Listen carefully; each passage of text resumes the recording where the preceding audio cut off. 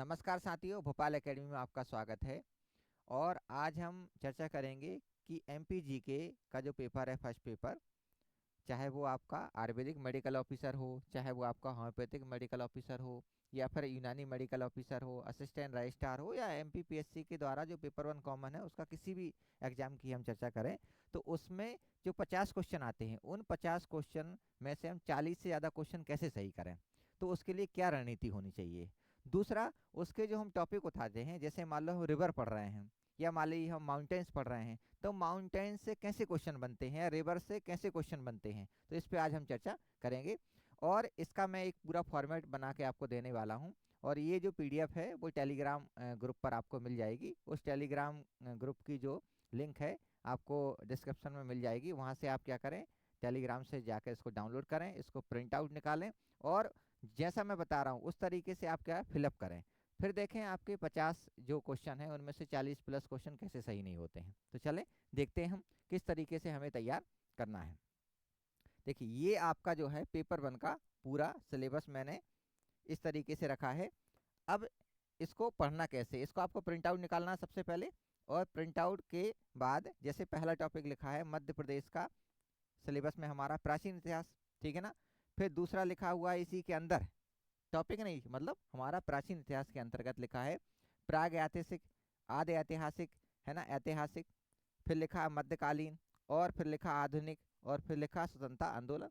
अब लेकिन जैसे हम बात करें कि मध्यकालीन इतिहास है, तो इसके बहुत सारे क्या बनेंगे, सब टॉपिक, है ना। अब उन टॉपिक को क्या करना है आपको, या इसमें से मैं मान लो किसी एक टॉपिक को उठा के आपको समझा देता हूँ। जैसे ये आपका फर्स्ट यूनिट का सिलेबस लिखा हुआ पूरा, फिर आप देखें सेकेंड यूनिट का सिलेबस लिखा हुआ है, ठीक है ना। ऐसे ही आप जाएंगे तो ये थर्ड यूनिट का सिलेबस है। अब जैसे फॉर एग्जाम्पल थर्ड यूनिट को मैं बताता हूँ कि हमें पढ़ना है, मान लीजिए राज्यपाल। तो राज्यपाल जब आप पढ़ें तो सबसे पहले इसमें मैंने ऊपर लिख के दिया है, सबसे पहले देखें जैसे राज्यपाल पढ़ना है तो इसमें ऊपर आपको दिखाई दे रहा होगा कि यहाँ पर एक शब्द लिखा है क्लास, ठीक है ना। तो कोई भी टॉपिक है, उस टॉपिक की क्लास आपने ली है या नहीं ली है। मान ली वो टॉपिक आप पढ़ने वाले हैं, तो पहला क्या होगा कि भैया हमने उसकी क्लास ले ली है, तो इसमें हम क्या लगा देंगे, टिक, ठीक है ना। अब क्लास हो गई, तो क्लास होने के 24 घंटे के अंदर हमें 3 चीज़ें करनी है। क्या क्या करनी है, शॉर्ट नोट्स बनाने हैं, उसे याद करना और उसे लिख कर देखना है। तो हम 24 घंटे के अंदर ये 3 काम करेंगे। सबसे पहले जाएंगे तो शॉर्ट नोट्स बनाएंगे, ठीक है ना। अब शॉर्ट नोट्स बनाने का तरीका बीच बीच में बताता रहता हूँ, फिर भी आप कहेंगे कि सर कैसे बनाना, तो मैं इसका भी एक वीडियो आपको बना दूंगा। तो शॉर्ट नोट्स बनाना है। अब शॉर्ट नोट्स का मतलब है कि जैसे पूरा राज्यपाल एक पेज में आ गए हमारा, फिर हम उसे क्या करेंगे, याद करेंगे। जब आप क्लास ले रहे हैं, क्लास लेने के 24 घंटे के अंदर आपने शॉर्ट नोट्स बना लिया, तो ऑटोमेटिक आप देखें वो आपको 50% प्लस याद हो ही जाता है। एक आध बार और रीड करेंगे आप, एक दो बार, तो आप देखें अच्छा खासा 70% प्लस आपको याद हो जाएगा। अब लेकिन अधिकतर लोगों के साथ यही प्रॉब्लम होने लगता है, हमें तो याद है, तो याद है या नहीं उसको चेक करने का तरीका क्या है, 2 तरीके हैं।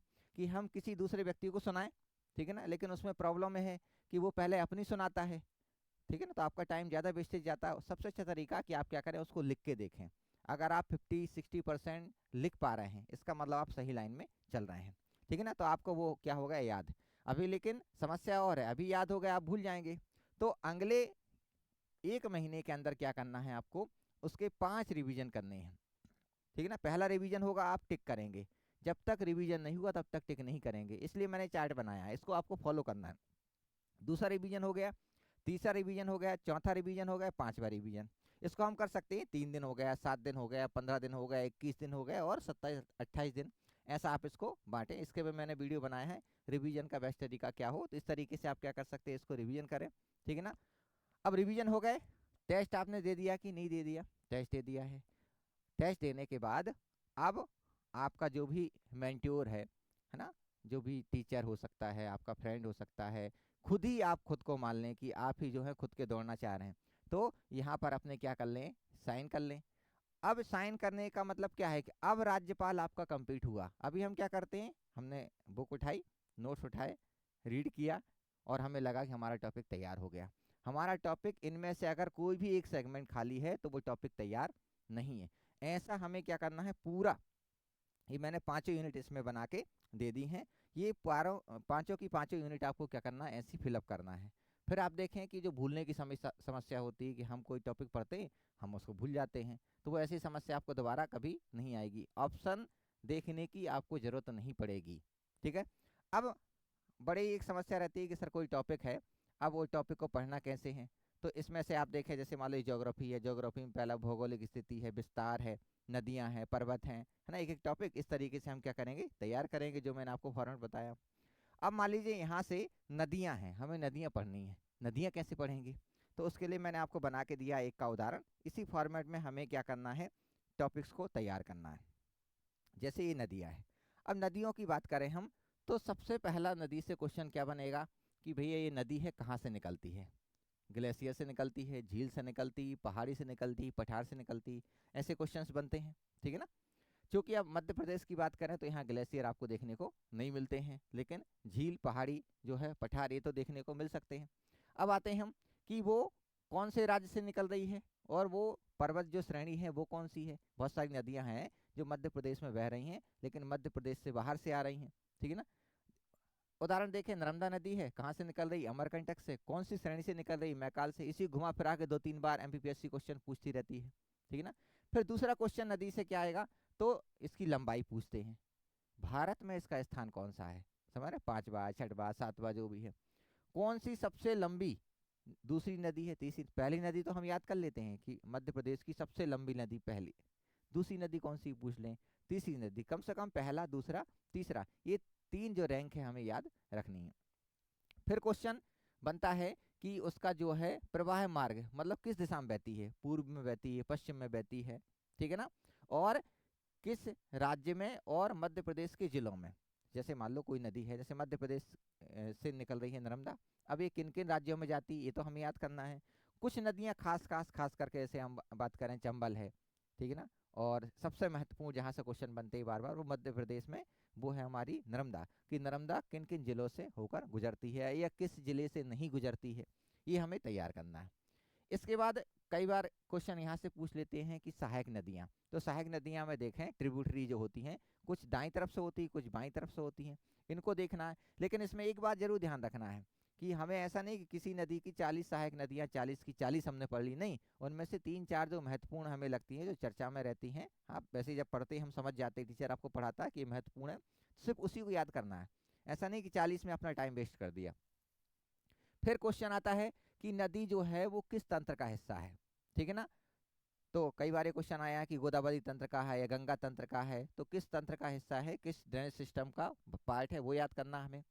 फिर सबसे बड़ा जो नदी बेसिन है वो कौन सा है, ये क्वेश्चन बार बार आता है। भारत का कितना क्षेत्र है ये बेसिन कवर करता है, अगर बड़ा है तो कितना कवर करता है, सबसे छोटा बेसिन कौन सा है, ये कवर करना है। फिर नदी हमारी जो है कहाँ जाके गिरती है, तो समुद्र में गिरेगी या खाड़ी में गिरेगी, ठीक है ना। समुद्र का जो, जैसे समुद्र है हमारा, और समुद्र में वो खाड़ी में गिर रही, तो खाड़ी का भी नाम पता होना चाहिए। जैसे हम बात करें, बे ऑफ बंगाल भी याद करते हैं, अरब की खाड़ी जो है वो भी याद करते हैं।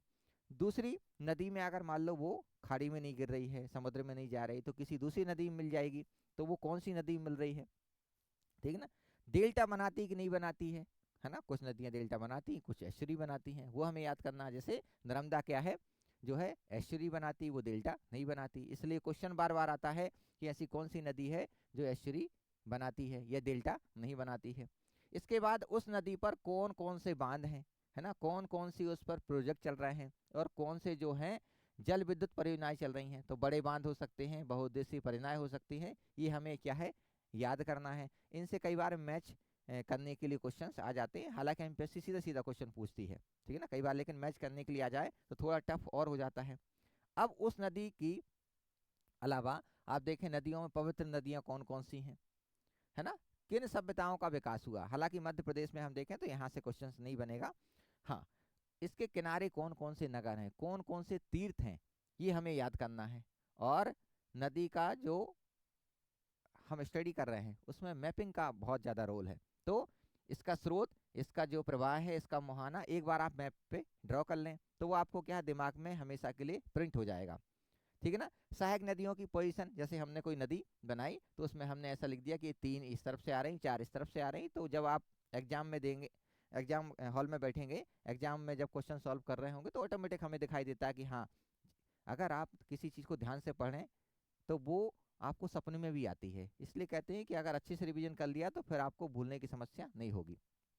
इसके अलावा नदी से जुड़ा कोई करंट अफेयर है, जैसे नदी जोड़ो परियोजना चल रही है ना, बहुत लंबे समय से चल रही, बीच में अगर चर्चा में आई कोई, उसमें कमेटी वमेटी बनी, वो भी आप देख लो, है ना, कोई कार्यक्रम चलाया जा रहा है, या कोई इंटरनेशनल डिस्प्यूट है, तो ये हमें देखना है। अब जब आपने नदी पढ़ लिया तो हमारा गोल्डन रूल क्या कहता है कि हम खुद से क्वेश्चन पूछें। क्या सवाल पूछें?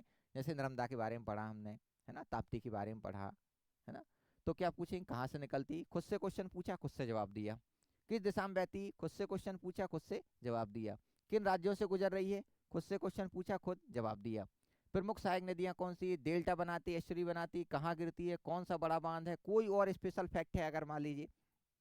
तो इस तरीके से क्या करना, हमें पूरा जो है सिलेबस तैयार करना है। और सिलेबस तैयार करते करते हमें कई बार ऐसा लगता है कि हमने सिलेबस तैयार कर लिया, लेकिन सिलेबस तैयार होता नहीं। तो ये आपको बार बार याद दिलाएगा कि अभी जो है ना इसमें टिक नहीं लगा है। इसलिए ये फॉर्मेट मैंने आपके लिए बनाया है कि अगर आप ये टिक करते जाएंगे, ठीक है ना, तो आपको तभी माना जाएगा कि हमने ये टॉपिक पूरा कर लिया है। और एक बार हम इस तरीके से पूरा सिलेबस कवर करें, फिर देखिए कि आपको जो समस्या होती है कि बार बार सर हम जो है पढ़ते बहुत हैं, हम जो है हमें याद नहीं रहता है, रिवीजन नहीं कर पा रहे हैं, हम बाद में कर लेंगे। तो इसके लिए क्या करेंगे आप कि ऐसा फिलअप करेंगे ना, तो पढ़ाई भी हो रही है, रिवीजन भी हो रहा है, टेस्ट भी हो रहा है, और साथ में मैंने ये तो बता दिया कि जो है डायमेंशन इनको ध्यान में रखना है। तो इस तरीके से आप तैयार करिए, अपना टारगेट बनाइए कि 2 महीने 3 महीने मुझे ये पूरा कवर करना है। और फिर बताइए कि जो आपकी समस्या है वो दूर हुई कि नहीं। ये 100% है कि आपकी जो समस्याएं, जितने आपके डाउट होते हैं कि एग्जाम में क्वेश्चन गलत हो जाते हैं, ना गलत होंगे, ना आप भूलेंगे, और जब आपसे कोई पूछेगा तो आपको ये कहने की जरूरत नहीं पड़ेगी कि मैंने रिवीजन नहीं किया। तो इसी उम्मीद के साथ मैं आपके लिए लेकर आया हूँ इसको। टेलीग्राम चैनल में जाकर PDF को डाउनलोड कर लीजिए और प्रिंट निकालिए और हाथ से उसमें पेन चलाइए। ठीक है, तो आज के लिए बस इतना ही। धन्यवाद।